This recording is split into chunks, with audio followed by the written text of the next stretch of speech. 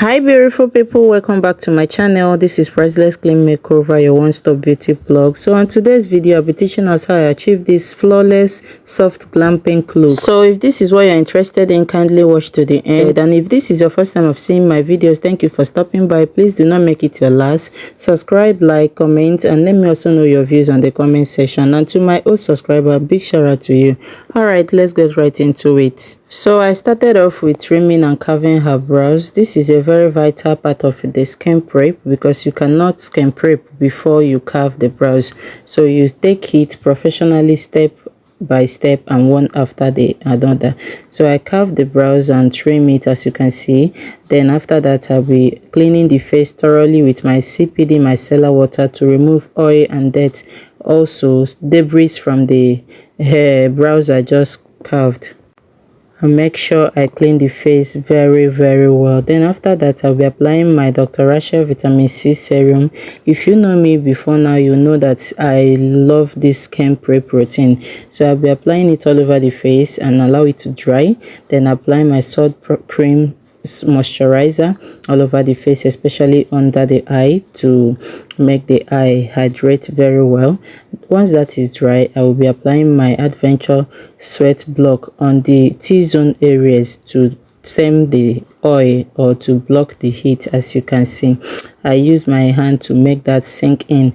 Then after applying that, I will be applying my Adventure Primer on the face. Is a mattifying primer. Next, I'll be applying my Beauty foundation. First, I use a flat brush to spread it on the face and then spread the face, and one next thing I'll be doing is to use my beauty sponge to damp in the foundation into the skin.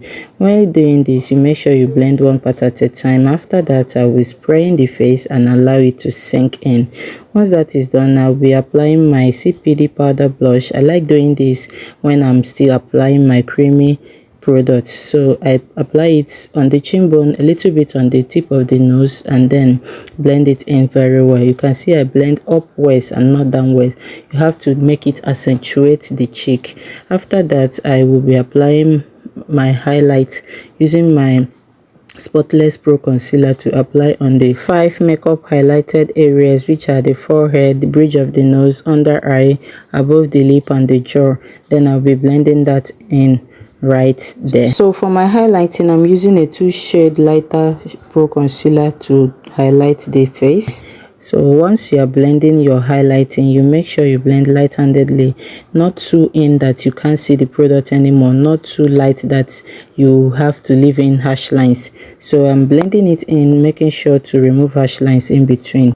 Then after that, I'll be using a 2-shade darker foundation. This time I'm using my cream foundation, that's my Beauty foundation, 2-shade darker, to apply my nose contouring. This nose contouring, you have to start from where the brows begin to actually get the professional nose contouring. So that is what I am doing here. You use your flat brush to do this, your cream contour, if you don't have an angle brush. And then after my nose contouring, I will be blending it in and then preset the highlighted areas using my RCMA setting powder. Once I set the under eye, I will also set the rest of the places I highlighted using the same setting powder. Then after that, I will be using my powder brush with my Bicham powder palette and then preset the rest of the face, including the blush, using either shade of her skin, as you can see. And then this will help reduce the powdery effects on the face. After that, I will be setting the rest of the face, like the nose contour, as you can see, because the rule of makeup states that every liquid must be dry. So be it nose contour, be it the darker shade or lighter shade, all the product you apply, all the creamy product you apply must be dry. So once that is done, I will set the face properly and then spray to reduce the powdery effect on the face completely. So I will allow it to sink. If you can't wait for nature to dry it, speed up the process by using your hand fan or a local or electrical hand fan and whatever to speed up the drying process. Once that is done, I will also set again and then accentuate the lip and then do my reverse contour using the same RCMA setting powder I was using earlier. Then after that, I will leave the nose like you are seeing. That's reverse contour on the nose and the reverse contour on the cheek. I will do the same thing. Then if you're setting the under eye before applying your eyeshadow, make sure you set the under eye properly so that even if eyeshadow fallout has to fall on the face, it will not affect the makeup. That is why you are seeing excess white setting powder under the eye. They are there for a purpose. Then after that, I will be moving over to brows. I'll be outlining the brows using my brown Karite gel liner. Outline the two brows, upper and the lower line. After outlining it, I will be making sure to fill it naturally. As you can see, stroke it very natural, brush it up with my schoolie brush and then highlight the brows. This is a process we call brow concealing.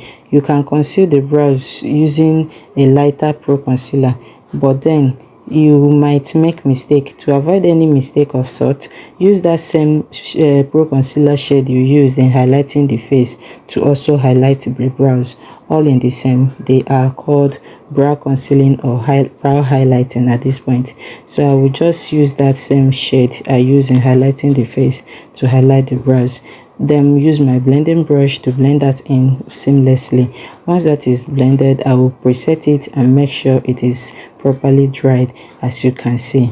Then after that, next thing I'll be applying is my Benny White eyeshadow primer on the both eyelid. I will apply it, making sure I tame it very well. Blend it very well so that you don't leave patches on the eyelid, because if you have to leave patches on the eyelid, it will also show when you apply your eyeshadow. So eventually I am about to apply a particular kind of eyeshadow called transition eye look. That is the look I am creating, and mine is a birthday shoot and she wanted pink inspired look, so everything should be pinky. That is why I am blending it in. I don't want patches. I want to make sure the makeup comes out very flawless. So first thing first, I'm using a very baby pink eyeshadow to apply on the inner corner of the eyelid. Blend that in very well, then apply a thin layer of brown beside it, and then apply this blue you are seeing. Then I blend the three together because it's a transition eye look. Blend the three together to see the effect it is giving me. After that, I will use a very soft brown powder to cut on the crease and then remove any harsh line in between. Next thing I'll be doing is to fill her waterline using my black Karite gel liner to outline her waterline. After that, I will also outline her lid, like I use the same black gel liner to outline her lid. Apply mascara on her natural lash. After applying the mascara, I will also fix her lashes. So just watch as I am doing it.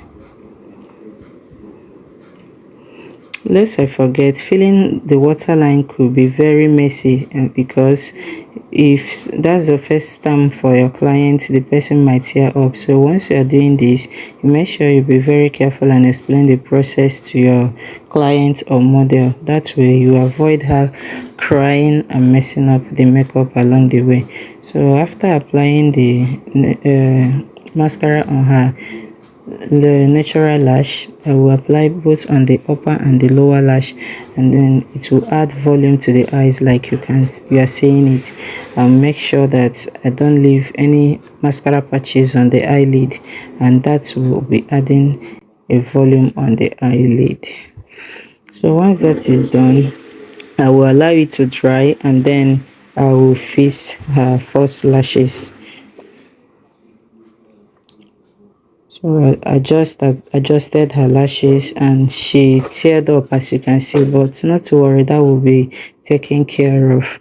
Then after that, next thing I'll be doing is to use my Melanin finishing powder to dust off the excess setting powder on the lip areas so that I can apply her lip stain.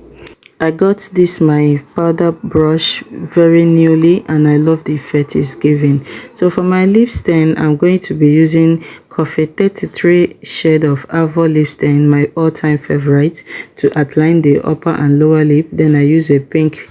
Remember I told you it's a pink inspired look we're creating. I'll be using a pink shade to highlight the lip. Next thing I'll be doing is to use my medium blending brush to dust off the remaining excess setting powder on the face, and then spread the face and finish the look completely. Once I spray, it will reduce every powdery effect on the face, sinking the makeup in. The spray I use is my green tea hydrating spray. I keep spraying from the beginning with this same spray to make sure the makeup sink in and last longer. So to add warmth and glow to the face, I use my Candid Glow by Yanga Beauty. Apply it on the highlighted areas like the jaw, the chin bone, tip of the nose, bridge of the nose, forehead, to make sure that, and even on the brow highlights, to make sure that the face is highly popped out and very demure. So as you can see, the look is already giving, the brows is set, the eye look is popping, it's giving pink inspired, guys. At this point, if you have watched up to this moment, kindly drop your review on the comment section. Do not forget to like, subscribe, give this video a thumbs up, and also hit the notification bell so that you get more tutorials like this. And after that, I use my powder brush to finish the look, blend out every harsh line, make sure that the look is popping and is giving already, guys. What do you guys think about this look? Don't forget you have to spray for the third time to make sure it's giving. This is the final look, guys. What do you guys think about this look? Would you be trying it? Do you love it? What interests you most about this video? Let me know if you enjoy my tutorials. Sorry about my voice, guys. I lost it while shouting for my students because we really had a great day today at the studio. And so, guys, this is my client's birthday makeup. She ate and left no crumb. Bye, guys. I'll be seeing you in my next video. For now, enjoy the rest of the video. I remain Priceless Clean Makeover, your one-stop beauty blog. Show some love and don't forget to give your reviews. I'll be waiting. See you guys on my next video.